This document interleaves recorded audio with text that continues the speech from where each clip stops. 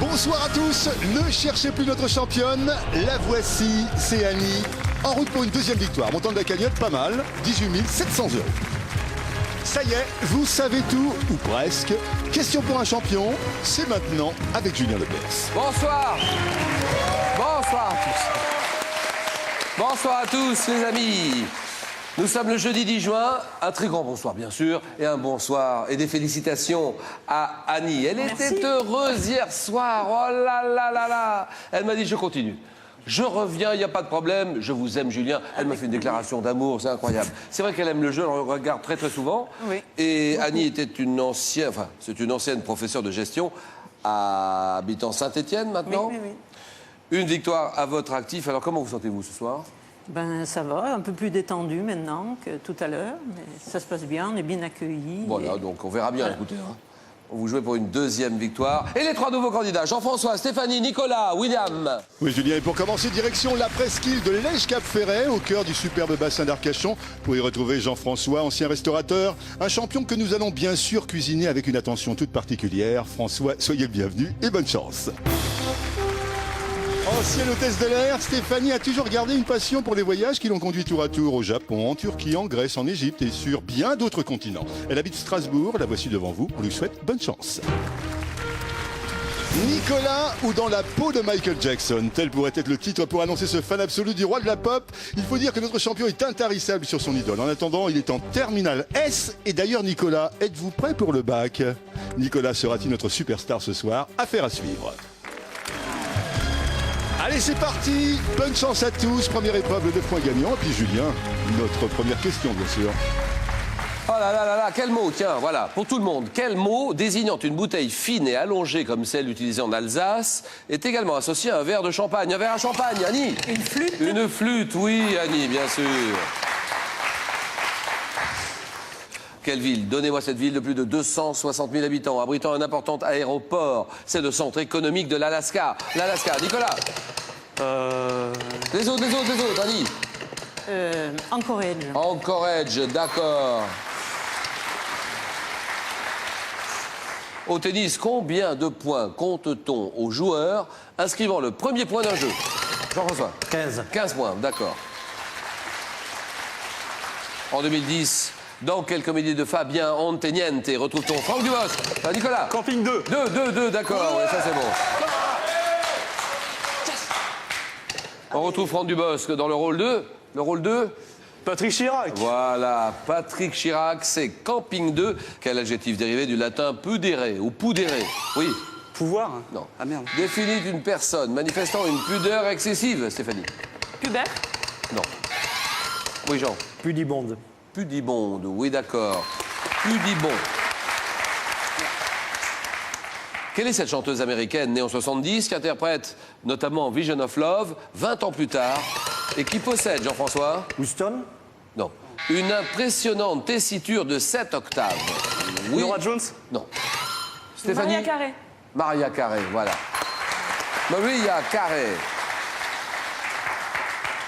Le 20 septembre 1792. 1792. La République. La République.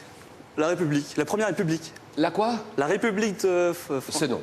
Quelle bataille est remportée par l'armée française? Oui, monsieur? Valmy. Valmy, d'accord. La bataille de Valmy. Remportée par l'armée française sur l'armée prussienne du duc de Brunswick. C'est la bataille de Valmy. Quelle est cette plante? Un baie noire toxique du genre Hedera qui se fixe au mur grâce à ses racines crampons. Jean? Le lierre. Le lierre, d'accord. Chez les anglo-saxons, quel nom portent les fines tranches de poitrine de porc maigre? Oui. Bacon. De bacon, d'accord. On les sert souvent au petit déjeuner, à the breakfast, qu'on sert rissolé, accompagné de le bacon. En médecine, par opposition à l'adjectif extenseur, qualifiant un muscle qui ouvre. Oui, Nicolas? Fléchisseur. Ah oui, fléchisseur, d'accord. Donc, par opposition à extenseur qualifiant un muscle qui ouvre une articulation, comment qualifie-t-on celui qui la referme? C'est un muscle fléchisseur. Nicolas a raison. Et en 1642, quel favori du roi Louis XIII est exécuté avec son complice de tout pour avoir conspiré contre le roi? Oui. Fouché, non. Fanny. Le duc de Guise? Non. Jean-François. Je voulais dire le duc de Guise. Bien sûr. Pareil. Annie. Non, je sais pas. C'est Saint-Marc. Ça s'écrit 5 mars. Saint-Marc. Selon le livre de l'Exode, quelle mer le patriarche Moïse traverse-t-il à pied sec? Oui, Nicolas. Aral. Non. Annie. Rouge. Oui, rouge, la mer Rouge, d'accord. Une mer que le patriarche Moïse traverse à pied sec à la tête du peuple hébreu. La mer Rouge, d'accord, Annie. Quel arbre appelé scientifiquement Populus tremulus? Stéphanie. Peuplier. Non. C'est un peuplier qui doit son nom à ses feuilles qui bougent au moindre vent. Annie. Un tremble. Tremble, le tremble. Oui, madame. Quelle est cette race de chevaux? Une race de chevaux de trait. Oui. Le percheron. Le Perse? Percheron. Ah, le percheron, exactement. Bonne réponse. Le perse.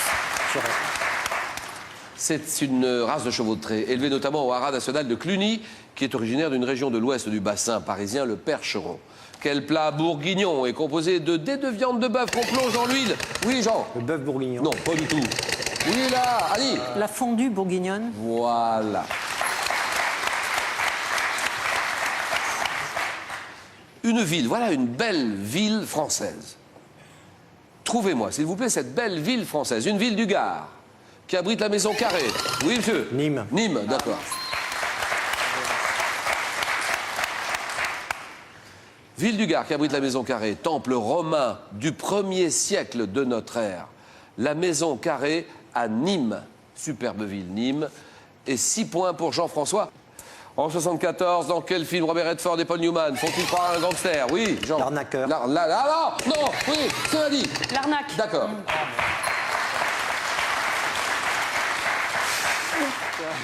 Dans quel film Robert Redford et Paul Newman font-ils croire à un gangster qui peuvent connaître les résultats des courses hippiques à l'avance? L'arnaque. Dès 92, quel sigle de 3 lettres désigne une norme de radiotéléphonie numérique? Annie. Fanny. ISO? Non. Nicolas le sait, ça. Pourquoi il ne le dit pas, Nicolas? Il le sait, c'est GSM. Ah oui, GSM. Quel petit échassier pouvant être mirasol ou étoilé doit son nom à son cri rappelant le mugissement d'un taureau? Le butor. Depuis 1922, quelle hormone sécrétée par le pancréas est utilisée, Nicolas? L'insuline.